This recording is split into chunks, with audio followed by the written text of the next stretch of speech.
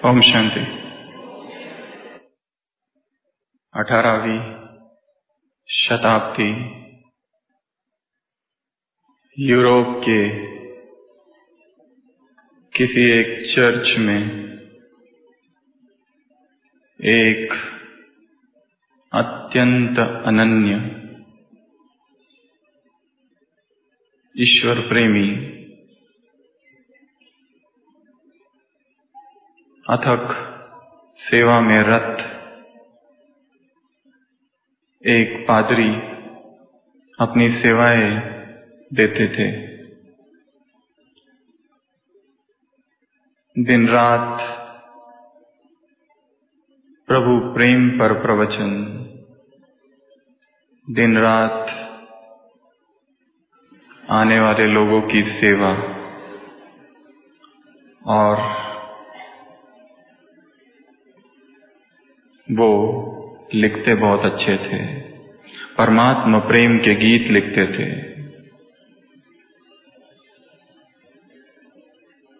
और उस शहर में काफी प्रसिद्ध थे।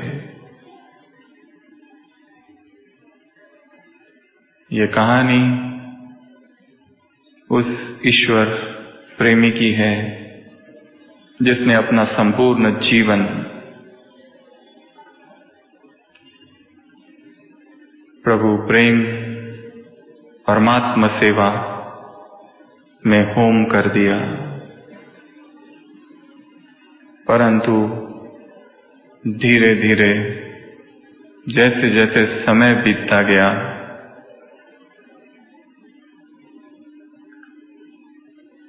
इस आत्मा को जो आध्यात्मिक जीवन था उससे थोड़ी सी ऊब आने लगी। वही दिनचर्या, वही सुबह उठना, वही ध्यान करना, वही प्रवचन करना, उसी तरह का भोजन और उसी तरह की सारी सेवाएं। तो धीरे धीरे धीरे धीरे मन इन सभी चीजों से जैसे भर गया और कुछ और करने की इच्छा हुई।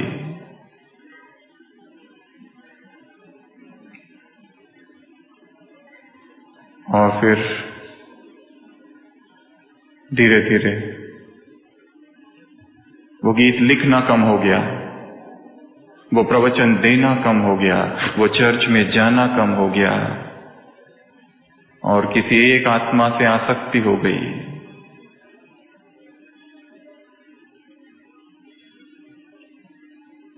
और आसक्ति ऐसी बढ़ गई क्योंकि जो दूसरी आत्मा थी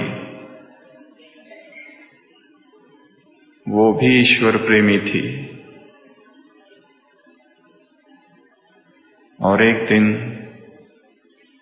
वो दोनों भाग जाते हैं और शादी कर लेते हैं।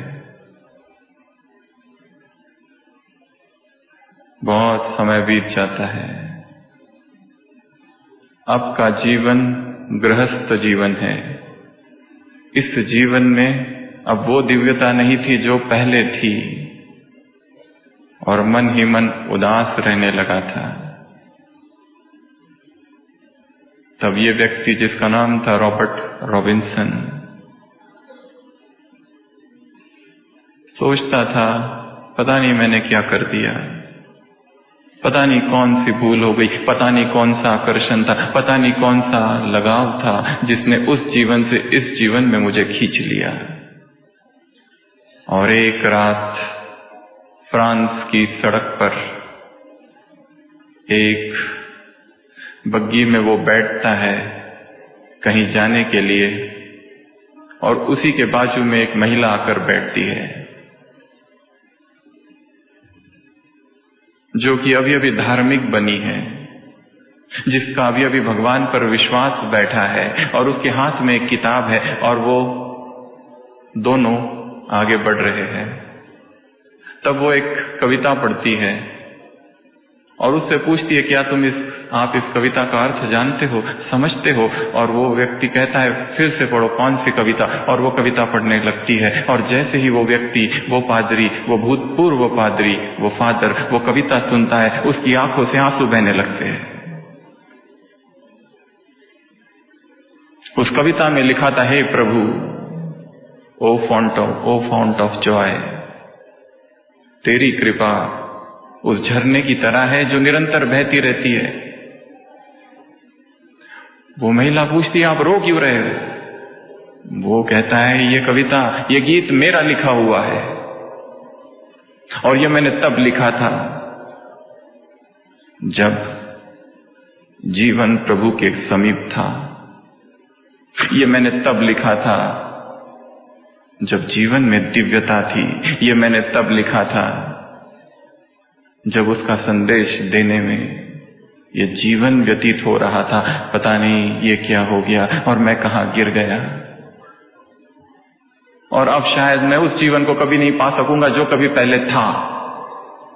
वो महिला कहती है आप ही ने लिखा है, The unceasing mercy of God's love, उसकी कृपा जो अविरल बह रही है। और वो कहती है कि उसकी कृपा, उस परमात्मा की कृपा इस समय, आज इस पेरिस की सड़क पर बह रही है।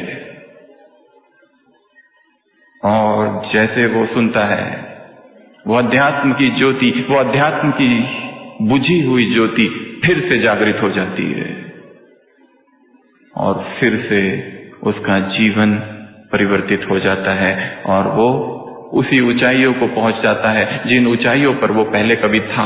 उन समीपता के क्षणों में पहुंच जाता है जिन समीपता के क्षणों में वो कभी भगवान के पास था। कहां तो एक समय कितनी ऊंचाइयों पर चढ़ गया, और फिर एक समय गिर गया। कबीरा घर भगवान का जैसे पेड़ खजूर का, चढ़े तो चाखे राम रस, गिरे तो चकना चूर। मुरलियों में आता है, चढ़े तो चाखे वैकुंठ रस, गिरे तो चकना चूर।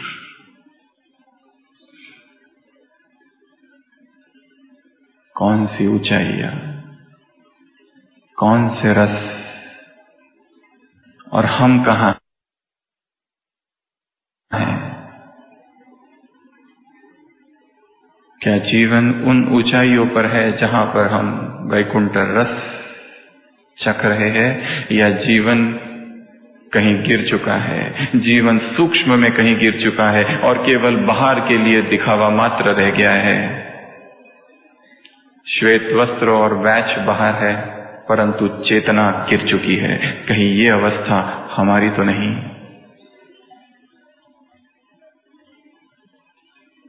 लास्ट संडे की मुरली, उलझन का जंगल। बाप तुम्हें स्पष्ट मार्ग बताते हैं, सरल मार्ग बताते, सहज मार्ग बताते, उसको छोड़कर उस जंगल में चले जाते हो, फिर वहां से चिल्लाते हो बचाओ बचाओ, तुमने मार्ग छोड़ा ही क्यों? और वहां पर कांटे हैं, कौन से कांटे, क्या, क्यों, कैसे, और पुराने संस्कार के। और मार्ग कौन से है?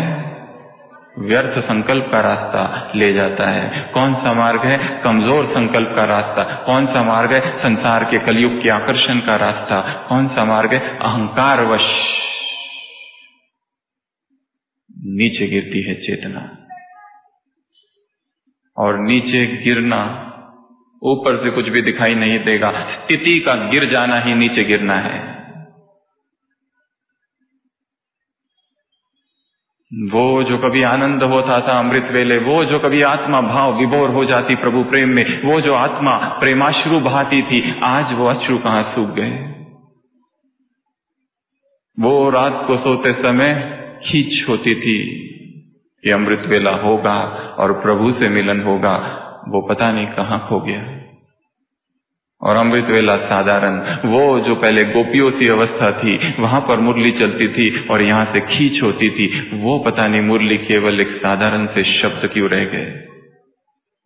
अगर ऐसा है, यदि मुरली में बैठे हुए हैं और बुद्धि भटक रही है और मुरली में बैठे हैं परंतु वो खींच नहीं हो रही, वो प्यार नहीं उमड़ रहा है, तो शायद चेतना गिर पड़ी है।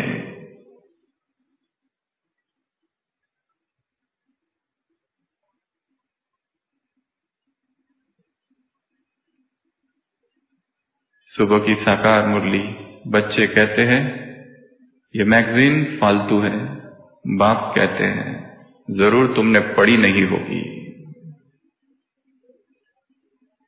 इंटरेस्ट ही नहीं है सेवाओं का। तो आज हम चर्चा करेंगे उस या उन ऊंची अवस्थाओं की, और वो कौन से कारण है जब हम नीचे गिर जाते हैं, और जब नीचे गिर जाते हैं तब क्या क्या होता है। शास्त्रों में 9 रस का गायन है। 9 रस, वैकुंठ रस, अर्थात वो 9 रस जो सबसे ऊंचे रस है इस ज्ञान योग के जीवन में। और जब आत्मा नीचे गिरती है तो फिर से वो 9 बातें हैं जो उसके साथ होती है और जो उसे ऐसी सताती है, ऐसी प्रताड़ित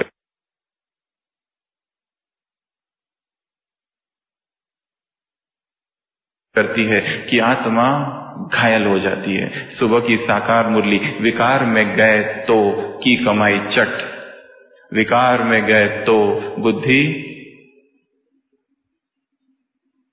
खाली, ज्ञान को धारण नहीं कर पाएगी और दिल खाता रहेगा। ये 3 बातें आज सुबह की मुरली में आई है।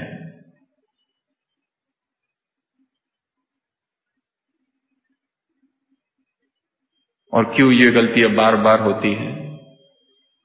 बार बार संकल्प किया जाता है और फिर भी गलतियां होती है, क्यों? शायद संकल्प कमजोर था, शायद जिस स्थान पर संकल्प किया जा रहा है वो स्थान कमजोर था।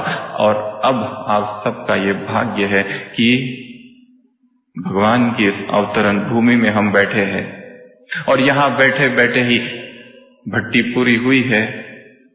अब यहां से संकल्प करके जाना है और ये संकल्प बड़ा शक्तिशाली होगा क्योंकि इतनी सारी महान आत्माओं के बीच ये संकल्प किया जाएगा। क्लास सुनते सुनते ही मन में संकल्प करना है कुछ ऐसी बात का, कुछ ऐसी एक कमजोरी का जो सब कुछ करने के बाद भी नहीं जा रही, कोई एक ऐसा संस्कार जिसने भूत की तरह जो पीछे पड़ा हुआ है, उस संस्कार से मुक्ति का अभी इसी समय बैठे बैठे ही, सुनते सुनते ही संकल्प करते जाना। और ये भी देखना उस संकल्प में परमात्मा शक्तियां भर रही है और वही स्थान पर किया जाएगा जो इस संसार का सर्वश्रेष्ठ स्थान है, तो वो संकल्प सफल होगा।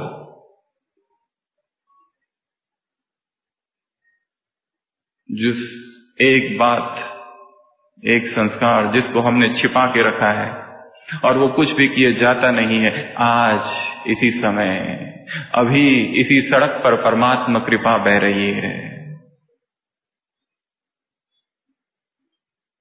जैसे एक शराबी व्यक्ति अपनी पत्नी से बहुत झगड़ा करता है और रोज शराब पीता है और पूरा घर बर्बाद हो चुका है। एक दिन सुबह सुबह उठता और ऐसा पश्चाताप और ऐसी आत्मग्लानि से भर जाता है, जितनी शराब की बोतलें होती है सबको उठाता है, खाली बोतलों, और बाहर लेके जाता है और एक बोतल को हाथ में लेता है और कहता है तुम, उस बोतल से बात करता है, तुम्हारी वजह से मेरी पत्नी के साथ झगड़ा होता है, और बोतल को फेंक देता है। दूसरी बोतल उठाता है और उसको कहता है तुम्हारी वजह से मेरे बच्चे मुझे प्यार नहीं करते, और उसको फेंक देता है, फोड़ देता है। तीसरी खाली बोतल उठाता है और उस बोतल से कहता है तुम्हारी वजह से मेरी सारी नौकरी छूट गई, फोड़ देता है। चौथी बोतल उठाता है, अभी फोड़ने ही वाला है, देखता है बोतल भरी है। क्या कहता है? ये बोतल भरी है, और फोड़ने ही वाला है तब कहता है तुम निर्दोष हो, शायद तुम्हारा कोई दोष नहीं, और उस बोतल को फिर से रख देता है। सारी बोतलें तो हमने फोड़ दी, पर एक बोतल अभी भी भरी हुई है, उसको हम फोड़ना नहीं चाहते। सोचा है ये कुछ काम में आएगा, सारे मोह बंधन छूट गए, एक मोह बचा के रखा है, शायद कदाचित बाद में काम आएगा। इस संसार में मेरे अतिरिक्त तुम्हारा कोई भी सगा नहीं है, सब सौतेले हैं। भगवान उवाच वैकुंठ रस, इन 9 रसों में से एक की भी अनुभूति नहीं हो रही है तो समझना है कि हम नीचे हैं, समझना हम दंभ कर रहे, आडंबर है, ढोंग है। किसको छल रहे, किसको ठग रहे, सेल्फ लाइंग, हिपोक्रेसी, आत्म प्रवंचना है। सबसे पहला रस है अति इंद्रिय सुख। क्या अमृत वेले उस अतीन्द्रिय सुख का अनुभव होता है? क्या ऐसा अनुभव होता है कि शरीर यहां छूट गया और आत्मा अध्यात्म के जगत में ऊपर उठ रही है और उसमें वो शक्तियां भर रही है? वो इन अति इंद्रियों से परे जो सुख है, जो सुख जो खाने का नहीं, जो पीने का नहीं, जो देखने का नहीं, जो सुनने का नहीं, इंद्रियों का जो सुख नहीं है, वो सुख कुछ और सुख है, सुपर सेंशुअल। यदि जीवन में वो वैकुंठ सुख का अनुभव नहीं हो रहा है, वो वैकुंठ रस का, वो अतीन्द्रिय सुख का अनुभव नहीं हो रहा है, तो शायद जरूर हम गिरे हुए, शायद ऐसी कोई मर्यादा है, शायद ऐसा कोई नियम है जिसका हम उल्लंघन कर रहे हैं और इसीलिए माया सजा दे रही है, वंचित कर रही है चेतना को अतीन्द्रिय सुख से, जो उसका अधिकार है।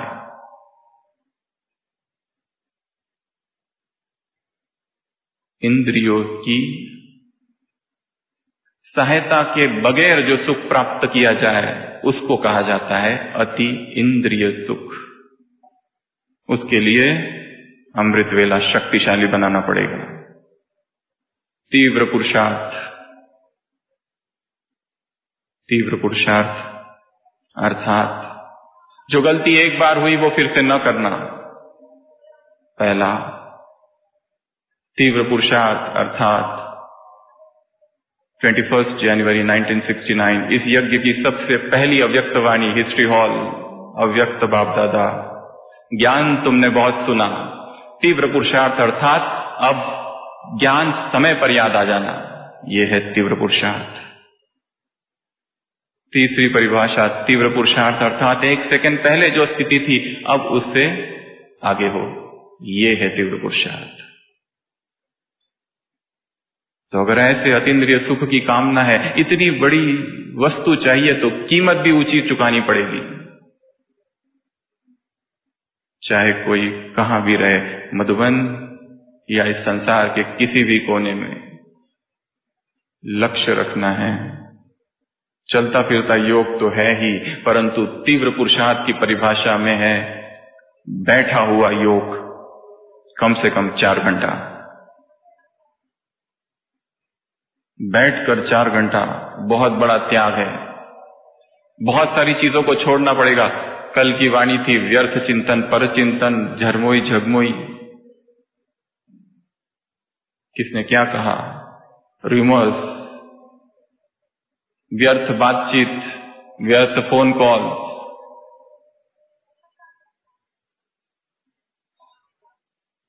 डिजिटल नगरी की अनजानी गलियों में भटकना बंद करना होगा। समय को चुराना पड़ेगा, 1 सेकंड भी व्यर्थ न जाए। ऐसी दिनचर्या बनानी पड़ेगी। यदि सारी दिनचर्या में कई सारा समय व्यर्थ की बातों में, यहां वहां घूमने में, यहां वहां भटकने में और भोजन का ही चिंतन करने में जा रहा है, तो तीव्र पुरुषार्थ कब होगा? तब वो तपस्या कब होगी? तब वो धधकता हुआ वैराग कब जागेगा?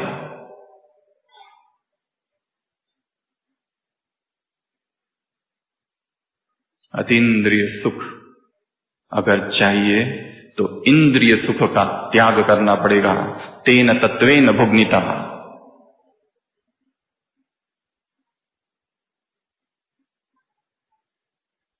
एक ही मिलेगा, इंद्रिय सुख या अतीन्द्रिय सुख। और आत्मा की प्यास सुख की है। यदि उसे अमृत वेला अतीन्द्रिय सुख नहीं दिया तो सारे दिन भर वो इंद्रिय सुखों के पीछे पागल होगी, क्योंकि उसे सुख चाहिए, कैसे भी करके सुख चाहिए उसे। यदि उसे परमात्मा प्रेम से सुबह नहीं भरा तो मनुष्य का प्रेम ढूंढेगी सारे दिन भर, क्योंकि उसकी प्यास प्रेम की है। पहला रस अति इंद्रिय सुख, दूसरा अलौकिक खुशी। यदि जीवन में दुख ही दुख है, यदि जीवन में संताप ही संताप है, पश्चाताप ही पश्चाताप है, तो जरूर किसी श्रीमत का उल्लंघन हुआ है, जरूर कोई गलती हो रही है, जिस गलती को अभी तक फुल स्टॉप नहीं किया है और वो चल रही है। इसलिए खुशी गुम है, इसलिए दुख के बादल आ जाते हैं। आज सुबह की साकार मुरली, बाप तुम्हें अपार दुखों से कहां ले जाते हैं? अपार सुखों की तरफ।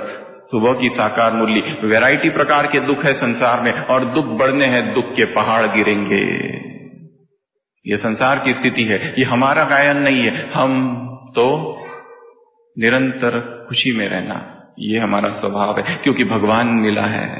यदि उसको मिलने के बाद, उसको पाने के बाद भी, यहां आकर भट्टी करने के बाद भी जीवन में परिवर्तन ना आए, भट्टी के बाद भी जाकर वैसी ही दिनचर्या जो भट्टी के पहले थी, तो भगवान ऊपर से ताली बजाएगा या खुश होगा? क्या करेगा? फूल बरसाएगा? क्या करेगा?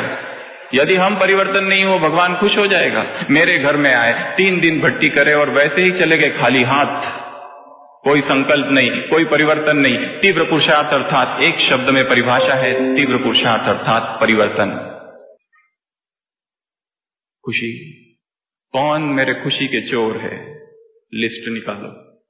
किसने मेरी खुशी पर डाका डाला है? लिस्ट निकालो। वो कौन सा सुख है जो खुशी चुरा कर ले जाता है? वो कौन सा व्यक्ति है? वो कौन सा संबंध है? वो कौन सी स्मृतियां है? वो कौन सी दर्दनाक यादें हैं? वो कौन सी चिंताएं है, भय है? लिस्ट निकालनी है। लिस्ट निकाल पर एक एक पर काम करना है। तीसरा, परम संतोष की अवस्था वैकुंठ रस है। जीवन में कुछ भी नहीं चाहिए। आज सुबह का वरदान संतुष्ट मनी, पाना था सो पा लिया, कुछ भी नहीं चाहिए। इस संसार का कोई भी प्रलोभन आकर्षित नहीं करता, क्योंकि भरपूर है चेतना। इतनी भर गई है ज्ञान से, इतनी भर गई है परमात्मा प्रेम से कि कोई चीज की चाहना नहीं रही है संसार की। ये जो भाग रहे संसार के लोग पैसों के पीछे, धन के पीछे, पद के पीछे, प्रतिष्ठा के पीछे, नाम के पीछे, ये सब कौन है हमारे लिए?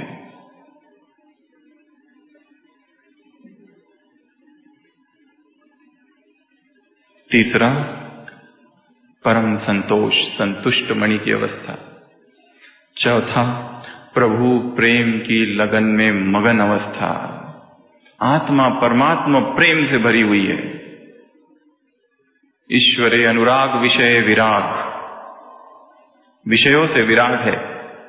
प्रभु खींचता है, उसकी याद खींचती है। जैसी बांधेलियों की अवस्था, वैसी हमारी अवस्था हो।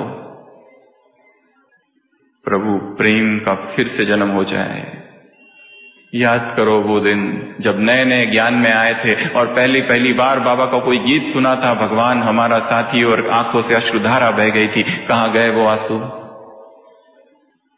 फिर से आत्मा डूब जाए उसमें, उसके प्यार में, क्योंकि उस जैसा प्यार कोई नहीं कर सकता। इस संसार में जितने लोग हैं, जितने वो प्यार का आडंबर करते हैं, सब झूठ, सब धोखा, सब सुपरफिशियल। एक प्रभु प्रेम ही है जो निरंतर है, जो सतत है, जो अविरल धारा है, जो कभी धोखा नहीं देता, जो कभी नहीं छोड़ता। अगला, अचल अडोल स्थिति। बहुत हलचल है जीवन में बाहर, परंतु हम अडोल है। ये वैकुंठ रस है। अगर ऐसी स्थिति नहीं है तो जरूर पुरुषार्थ में कोई खोट है, समझने में कुछ गलती हो रही है। सुबह का स्लोगन, समझना, चाहना और करना। समान हो तब बाप समान होंगे। समझना, समझा नहीं है शायद। जो कहते हैं हमने समझा तो है, पर दूसरों को समझा नहीं कहते। बाप कहते हैं कुछ नहीं समझा। अचल अडोल स्थिति खुद की भी हो और उसी आधार पर दूसरों की भी बना दे।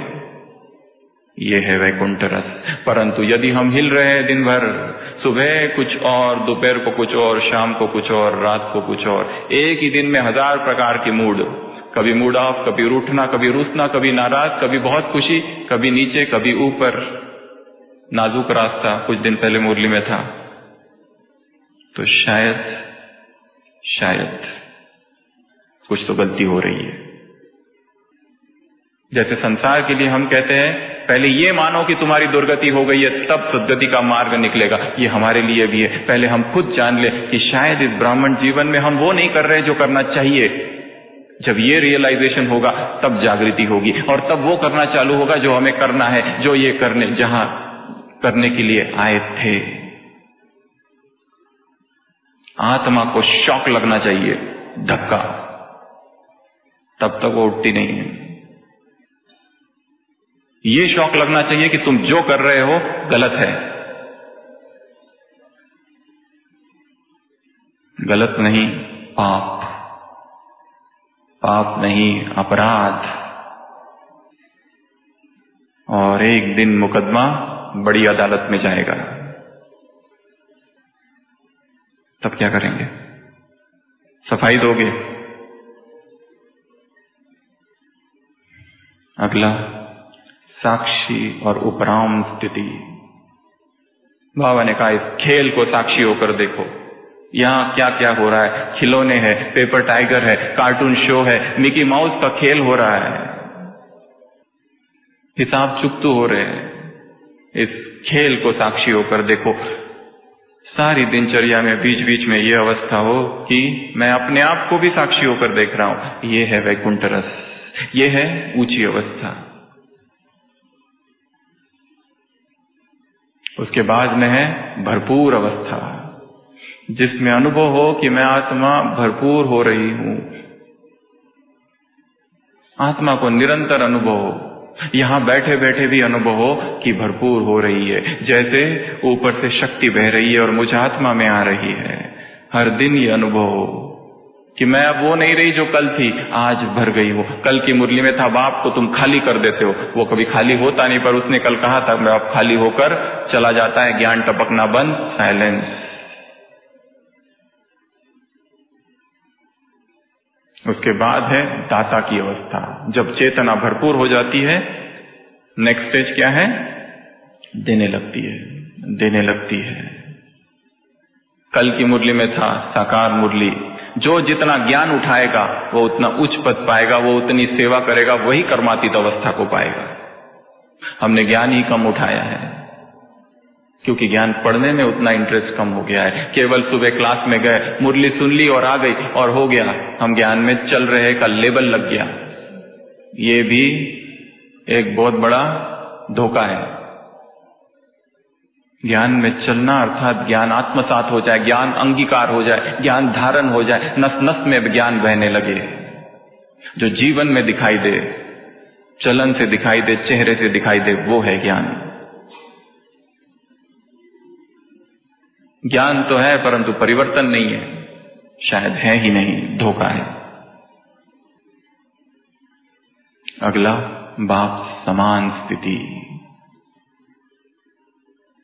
बाप समान स्थिति, जो उसकी स्थिति वो हमारी स्थिति, जो उसकी दृष्टि वो हमारी दृष्टि, जो उसके संकल्प वो हमारे संकल्प, जो उसकी चलन, जो उसके बोल, जैसे उसके संबंध, जो उसकी दृष्टि, जो उसकी वृत्ति, जो उसका दृष्टिकोण, जो उसके संस्कार, जैसी उसकी बुद्धि, जैसे उसके स्वप्न, जैसे उसकी भावनाएं, जैसी उसकी कल्पनाएं, वो सब हमारा।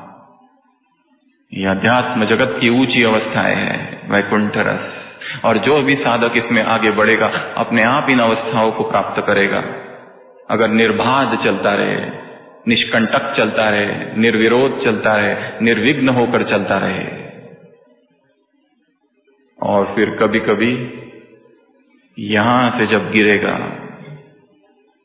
कारण बहुत सारे हैं और हर एक का अलग अलग कारण हो सकता है। कारण होगा कोई सूक्ष्म कमजोरी, कोई सूक्ष्म लगाव, कोई एक संबंध, कोई आकर्षण, कोई आलस, कोई अलबेलापन, कोई गफलत, कोई अट्रैक्शन, कुछ तो देखना, कुछ तो सुनना, कुछ तो स्पर्श करना। किसी सूक्ष्म मर्यादा का उल्लंघन चेतना को गिरा देगी, और वो गिरना अदृश्य होगा, और वो सूक्ष्म उल्लंघन भी अदृश्य होगा। सब कुछ सूक्ष्म ही होगा। खुशी जो पहले थी आज है ही नहीं, सूक्ष्म गायब हो गई। आज दुख है, उदासी है। कहीं पर भी जाओ, कितना भी सुनो, परंतु उदासी जाती नहीं। इतनी सारी नींद की गोलियां खाने के बाद भी नींद नहीं है।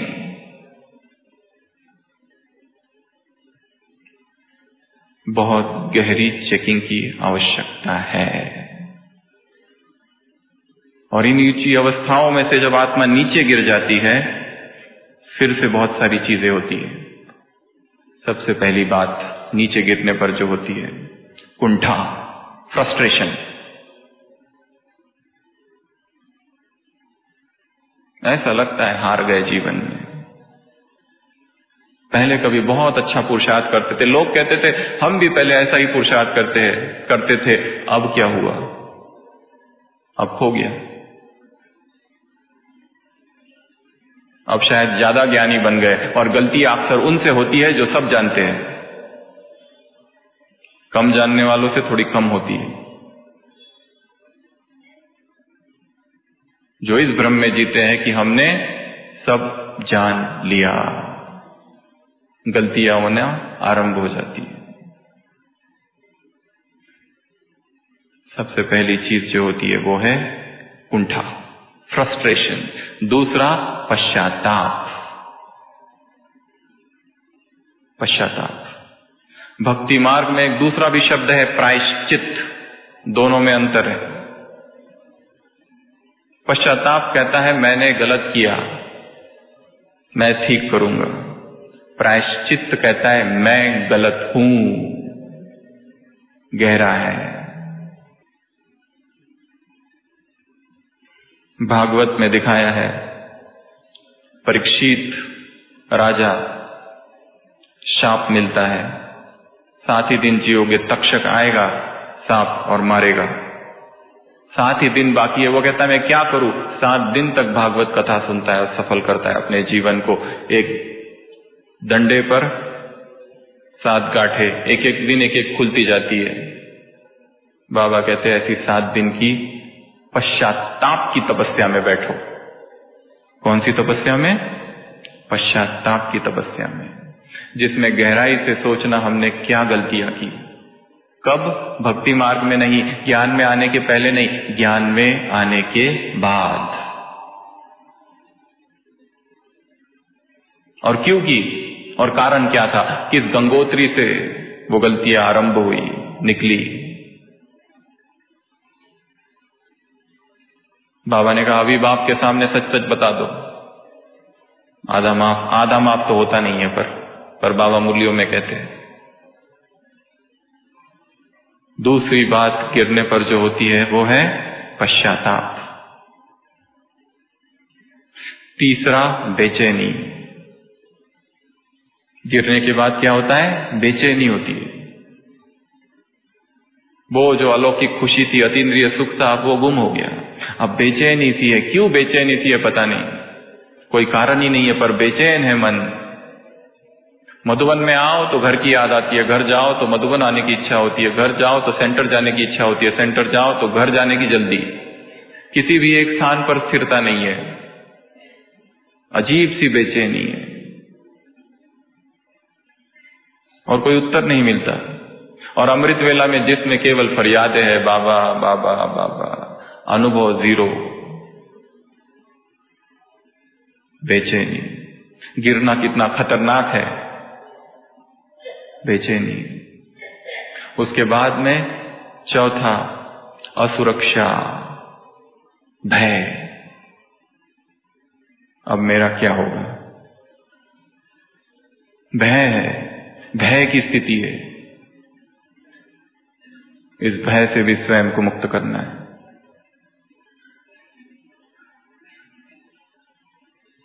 महात्मा गांधी ने अपनी जीवन कहानी में लिखा है, मैं रात को सोता हूं तो मर जाता हूं, सुबह उठता हूं तो फिर जन्म लेता हूं। यह समझना आज रात को सोऊंगा तो आज तक का सब कुछ खत्म, कल से फिर नया जन्म होगा, कल से फिर एक नया अवसर। और भाग्य कहो, ड्रामा कहो या नियति कहो, नया अवसर फिर सबको दिया है अपने आप को ठीक करने का, अपनी गलतियों को सुधारने का। उसके बाद साहसहीनता, साहस ही खत्म हो जाता है फिर से पुरुषार्थ करने का। एक बार गिर गए 5वीं मंजिल से नीचे, फ्रैक्चर, अब डर लगता है चलने को भी, अब डर लगता है दौड़ने को भी।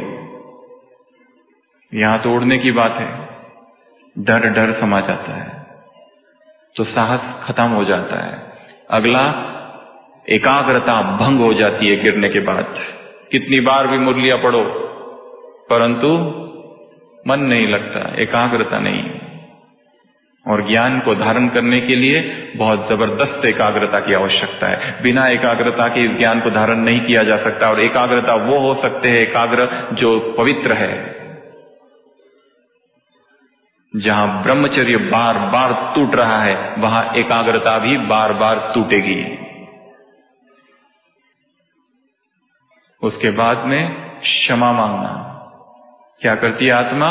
पार्डन, क्षमा ही मांगती रहती है, क्षमा ही मांगती रहती। बाबा माफ कर दो, बाबा माफ कर दो, बाबा माफ कर दो। हर दिन का योग बस यही है, बाबा माफ कर दो, बाबा माफ कर दो। माफी माफी माफी माफी करना। यह भी नहीं समझ में आता माफी हो रही है या नहीं हो रही है, बस माफी मांगना चालू है। खत पर खत लिख रहे हैं समाचार। आज की मुरली में कहा ज्यादा मत लिखना सुबह। जब श्रेष्ठ स्थिति है तो कुछ लिखने की आवश्यकता नहीं, ओके भी लिखने की आवश्यकता नहीं। और जब व्यर्थ है मन में, कितना भी लिखो कमी है। उसके बाद अपराध भाव, 8वां अपराध भाव, गिल्ट कॉन्शियसनेस। गिल्टी है, आत्मग्लानि है। और ये बड़ा खतरनाक इमोशन है, आत्मा को बढ़ने नहीं देता आगे कि मेरे से गलती हो गई है। और 9वां पद भ्रष्ट।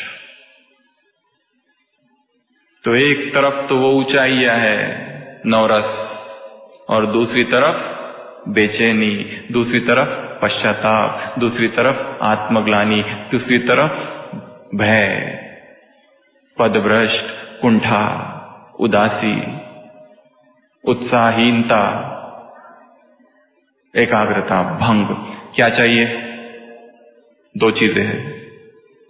अपने मन से कहो तो उसको क्या चाहिए? ये चाहिए या ये चाहिए? अगर ये चाहिए, ऊंचाई चाहिए, तो ऊंचाइयों से प्यार करना पड़ेगा। अगर ऊंचाई चाहिए तो कीमत चुकानी पड़ेगी। ऊंचाई चाहिए तो ब्राह्मण जीवन की सारी मर्यादाओं को फिर से रिवाइज करना है। अमृत वेले से लेकर रात तक बाबा ने क्या क्या कहा है। आंख खुले और ऐसा अनुभव हो कि कोई खींच रहा है। आंख खुले और ऐसा अनुभव हो परमधाम से आवाज आ रही है, आ जाओ। अमृत वेला इतना शक्तिशाली हो, इतना शक्तिशाली जिसमें आंख जरा भी बंद ना हो, अलर्ट, एक्टिव, आत्मा भर रही है शक्तियों से। फिर सारे दिन भर किसी से मांगने की जरूरत नहीं पड़ेगी, कुछ भी नहीं मांगना है किसी से। ना प्रेम चाहिए, ना केयर चाहिए, ना अटेंशन चाहिए किसी का, ना किसी की शक्ति चाहिए, ना किसी की स्तुति चाहिए, ना किसी का एप्रिसिएशन, ना किसी का रिकॉग्निशन, ना किसी की सिंपैथी, हमदर्दी नहीं चाहिए, ना किसी का सहयोग, ना किसी की मदद। जीरो एक्सपेक्टेशन पॉलिसी, कुछ नहीं चाहिए किसी से, क्योंकि सब कुछ आत्मा को ऊपर से मिल रहा है। अगर नहीं मिलता है तो फिर भिखारी बन के दिन भर भीख मांगते हैं कि हम बीमार हैं, हमारा थोड़ा ध्यान रखो। हम इतनी अच्छी सेवा करते, हमारी कोई स्तुति नहीं करता। हमने भोजन इतना अच्छा बनाया, पर किसी ने ये भी नहीं कहा बनाया किसने। बुद्धि कहीं और है, स्तुति की तरफ है।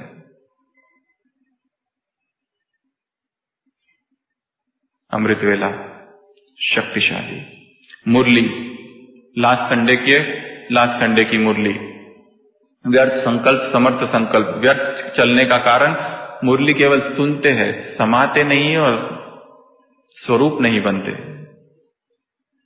शब्द शब्द वहां वाक्य है, शब्द शब्द में ऊर्जा है, शक्ति है, पावर है।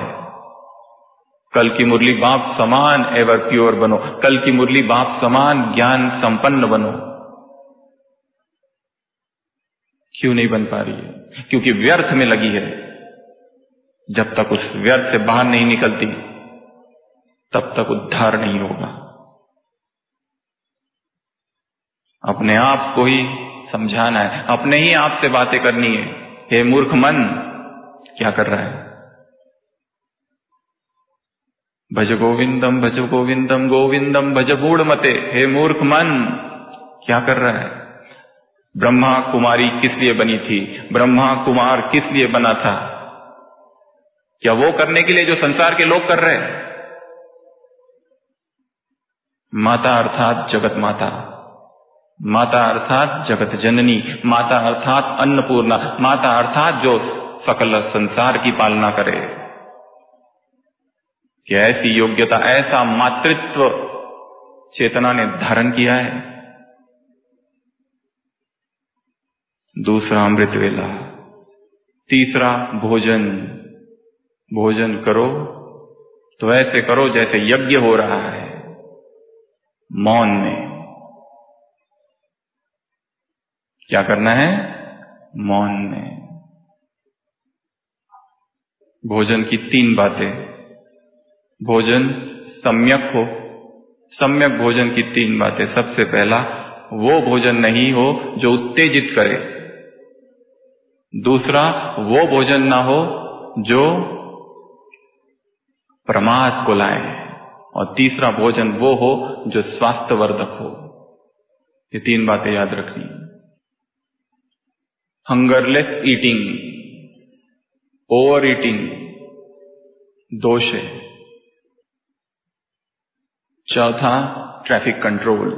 सारी दिनचर्या में अपना ट्रैफिक कंट्रोल खुद ही सेट करना है। ट्रैफिक कंट्रोल के 3 मिनट का प्रोग्राम बनाना है। पहला मिनट, दूसरा मिनट, तीसरा मिनट। क्या करना है? पहला मिनट आत्माभिमानी स्थिति, दूसरा मिनट भगवान से कनेक्शन, बाबा से, और तीसरा सकाश।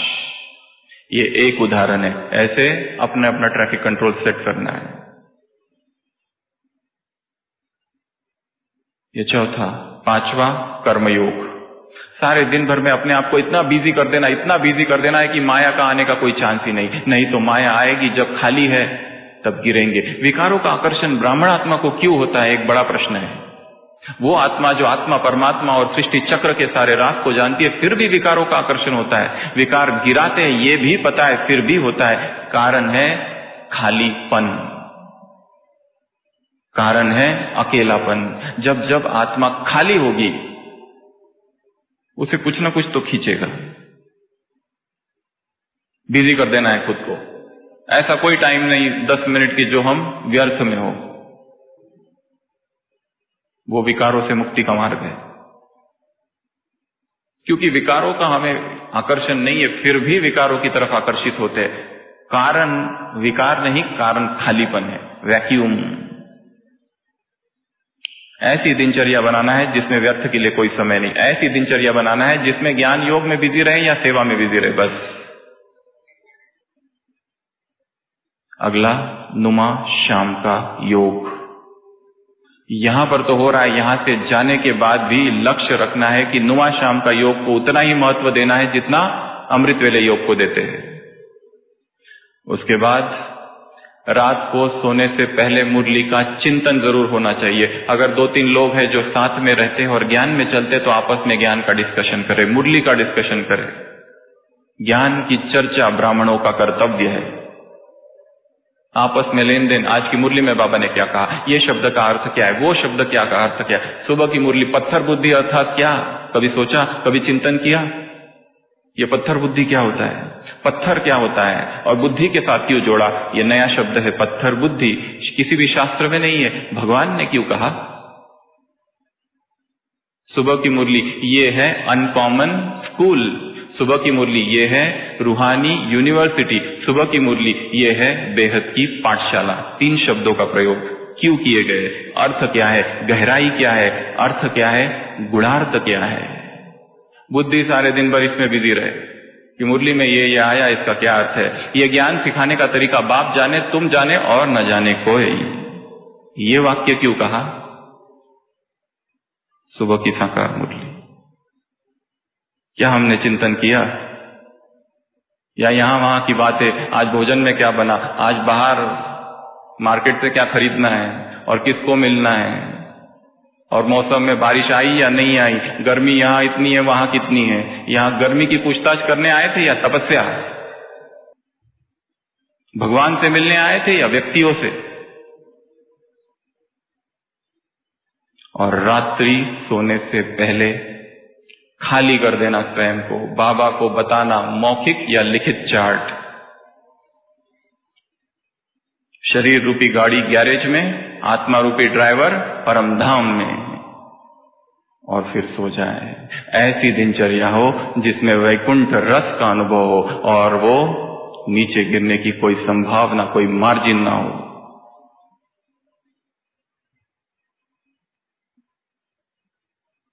इस किनारे बहे दुख की धारा, सुख की धार बहती उस पार, नाव पुरानी। ओ साथी संभल के चल। अपने ही मन से क्या कहना है, ओ साथी संभल के चल। अच्छा, ओम शांति।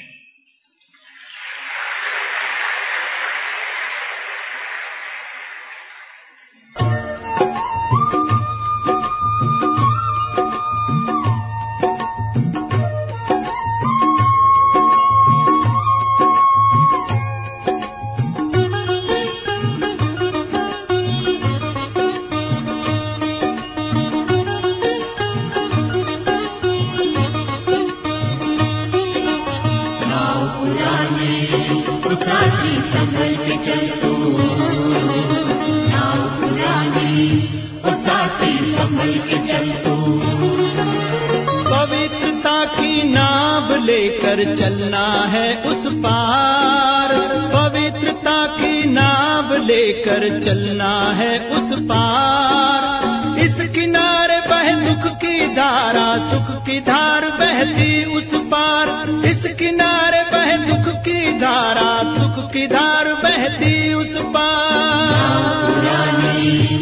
साथी संभल के चल तू, नाव पुरानी, साथी संभल के चल तू।